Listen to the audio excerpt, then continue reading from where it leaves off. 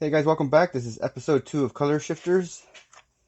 Now I really like this car, this design. I think that's really nice. And it's got the flared out fender, so we'll go ahead and open this up.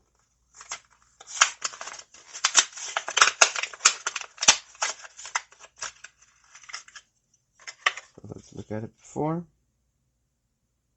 Pretty nice detail. I like the exhaust on the side. Got like a little smiley face in the front. It's pretty funny. I like these red wheels. It's got the wheelie bar.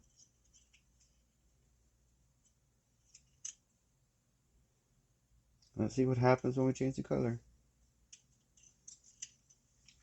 So we're gonna go cold first. Oh, that was weird. Changed like 2 colors. Yeah, let me see. Oh, I kind of like that rusted look. Yeah. And let's go back to warm. Oh, yeah, so this car has all kinds of colors. Let's try something different. Dip like half of the car, just like the front half. And let's see, yeah, pull it out. So that's like all the colors that it has. That's pretty interesting.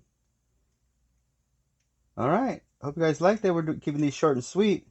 That's 2 of 3. See you guys at the next the part 3. Go ahead and like and subscribe.